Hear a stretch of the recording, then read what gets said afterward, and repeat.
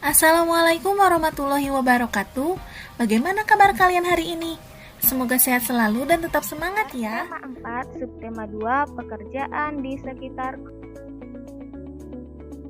Pekerjaan dibagi menjadi dua, yaitu pekerjaan yang menghasilkan barang dan pekerjaan yang menghasilkan jasa. Pekerjaan yang menghasilkan barang adalah pekerjaan yang menghasilkan sesuatu berupa barang yang merupakan kebutuhan masyarakat. Contohnya penjual makanan, petani, peternak, dan nelayan. Sedangkan pekerjaan yang menghasilkan jasa adalah jenis pekerjaan yang memberikan pelayanan kepada masyarakat. Pekerjaan ini tidak menghasilkan barang. Contohnya, guru, dokter, tukang cukur rambut, petugas kebersihan, petugas rumah sakit, polisi, TNI, dan lain-lain. Yang menghasilkan barang diantaranya, contohnya ada pengrajin. Pengrajin menghasilkan barang berupa lukisan, bisa juga berupa meja yang diukir-ukir, kursi, dan lain-lain. Kemudian nelayan menghasilkan ikan, pedagang makanan menghasilkan atau menjual makanan, petani menghasilkan padi, penjahit menghasilkan baju yang dibuatnya, karyawan pabrik menghasilkan apa saja yang pabrik itu buat. Misalkan pabriknya pabrik roti, berarti menghasilkan roti dan lain sebagainya. Kemudian pekerjaan yang menghasilkan jasa, ada sopir, tukang servis, guru, mekanik, salon, dan dokter, dan lain sebagainya.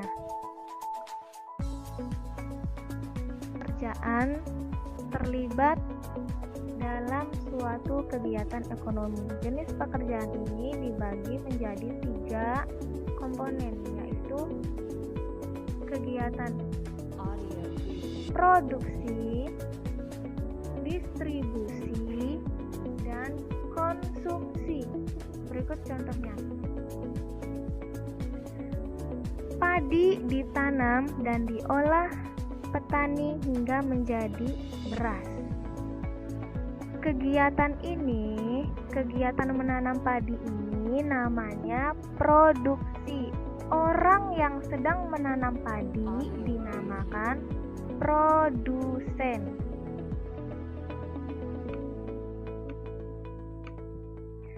Kemudian setelah padi selesai dipanen, beras yang sudah dikemas dalam karung didistribusikan ke agen beras atau ke warung-warung. Agen beras menjual lagi ke pedagang beras atau ke warung-warung. Kemudian pedagang beras menjual beras tersebut ke orang-orang di pasar. Kegiatan ini namanya distribusi. Orang yang bekerja di sini namanya distributor. Kemudian konsumen mengolah beras menjadi nasi siap dikonsumsi. Kegiatan ini namanya konsumsi.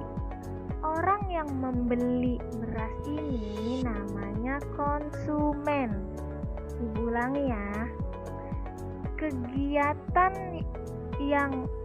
Kegiatan orang menanam padi ini dinamakan produksi. Orangnya dinamakan produsen. Kegiatan menghantarkan beras ke warung namanya distribusi. Orang yang menghantarkan beras ini ke warung namanya distributor. Kegiatan membeli beras ini namanya konsumsi. Orang yang membeli beras ini namanya konsumen. Paham ya? Next. Selanjutnya kita belajar tentang makna sila kedua Pancasila. Bunyi sila kedua adalah kemanusiaan yang adil dan beradab, dan lambangnya adalah di situ ada rantai.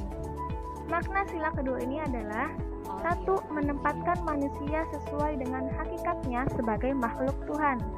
2. Menjunjung tinggi kemerdekaan sebagai hak segala bangsa. 3. Mengutamakan kebenaran dan keadilan. Contohnya dalam kehidupan sehari-hari, saling menyayangi sesama manusia, menjunjung tinggi nilai kemanusiaan, gemar melakukan kegiatan kemanusiaan, saling menghormati dan dapat bekerja sama, berani membela kebenaran dan keadilan.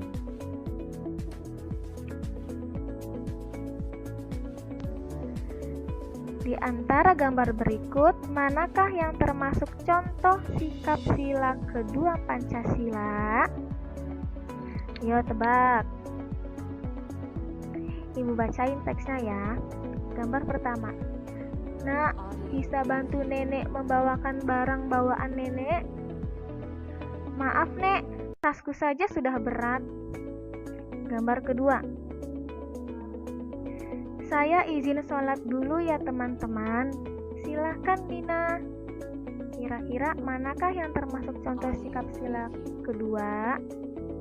Jawabannya adalah ya, gambar nomor 2. Kenapa gambar nomor 2? Karena Nina dan teman-temannya saling menghormati agama lain. Mereka menghormati yang mau sholat dulu, tidak seperti yang gambar nomor 1. Dia tidak mau membantu nenek yang mau menyeberang jalan membawakan tas yang berat itu.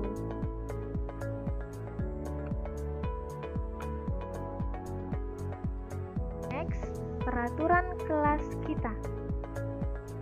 Peraturan kelas kita adalah: 1. Menghormati guru dan teman. 2. Berbicara dengan santun. 3. Menghargai pendapat orang lain. 4. Menjaga kebersihan kelas. 5. Menjaga ketertiban kelas. Apakah peraturan kelas pada gambar di samping sudah menunjukkan pengamalan sila kedua Pancasila?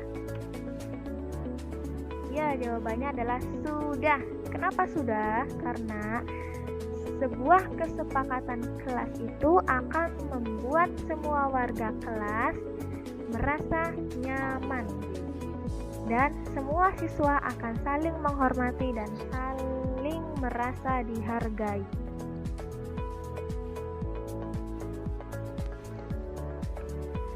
Manakah gambar di bawah ini yang sesuai dengan nilai-nilai Pancasila?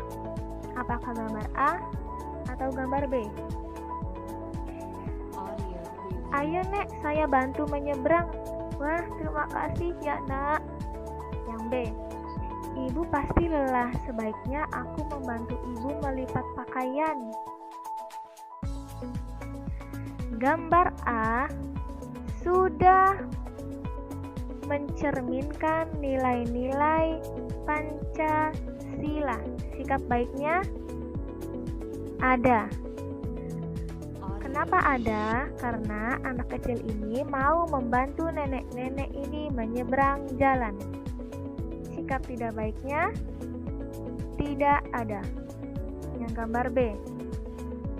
Sikap baiknya ada. Kenapa ada? Karena anak gadis cantik ini mau membantu ibunya melipat pakaian. Sikap tidak baiknya tidak ada. Kita lanjut ke jenis-jenis pekerjaan. Jenis pekerjaan yang dilakukan oleh petani adalah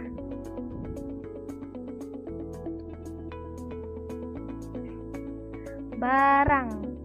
Barang yang dihasilkannya apa? Yaitu ada padi, buah-buahan, sayuran. Jenis sumber daya alam yang digunakan oleh petani itu apa? Atau kerjanya di mana? Yaitu di sawah, perkebunan. Kemudian peternak. Barang yang dihasilkan ada telur ayam, ada daging kambing, daging sapi, dan ada susunya.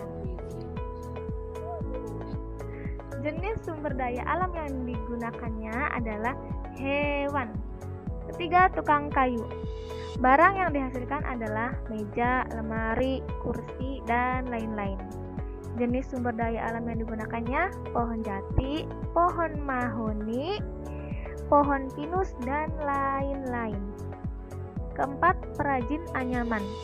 Barang yang dihasilkan kursi rotan, kipas tangan, tas, gelang, atau bisa juga disebut aksesoris. Jenis sumber daya alam yang digunakannya pohon rotan, eceng gondok. Gambar kegiatan ekonomi di samping. Kita kembali lagi ke 3 kegiatan ekonomi. Ada apa aja? Produksi, distribusi, dan konsumsi. Gambar A ini adalah kegiatan para nelayan sedang menangkap ikan. Nah, kegiatan para nelayan ini namanya apa? Namanya produksi. Orangnya ini namanya produsen. Kemudian setelah mendapatkan ikan, para nelayan ini akan membawa ikannya ke pasar, naik mobil.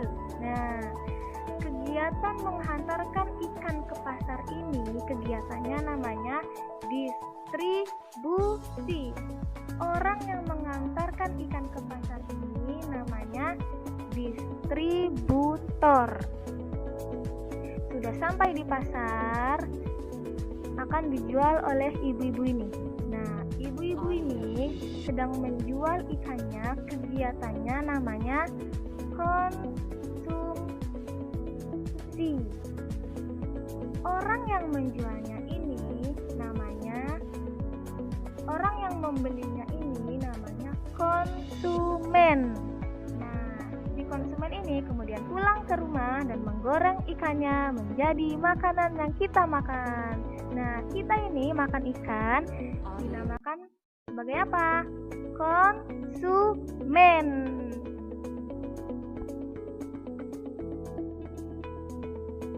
Apakah dari pasir atau dari apa?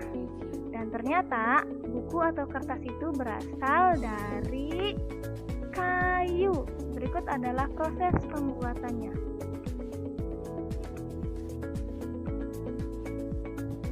Yang pertama, pasti kita menebang pohonnya dulu, tapi jangan sembarang pohonnya. Pohonnya khusus untuk membuat kayu. Pertama, kayu dikupas dan dipotong hingga kecil-kecil. Kemudian, potongan kayu dicampur bahan kimia hingga menjadi pulp. Pulp dicampur dengan bahan pemutih. Pulp masuk ke dalam mesin pembuat kertas. Kemudian, kandungan air dalam pulp dihilangkan dengan mesin pres. Kemudian, kertas digiling hingga membentuk lembaran yang tipis. Kertas yang sudah digulung akan digunakan sebagai bahan pembuatan buku, akan dicetak menjadi buku-buku yang sudah kalian beli itu yang warnanya putih. Oke? Nantikan video materi selanjutnya. Mohon maaf bila ada kekurangan atau kekeliruan dalam menyampaikan materi. Jangan lupa untuk like jika kalian menyukai video ini, share ke teman-teman kalian agar teman-teman kalian mendapatkan ilmu yang sama dengan kalian, serta subscribe. Terima kasih. Wassalamualaikum warahmatullahi wabarakatuh.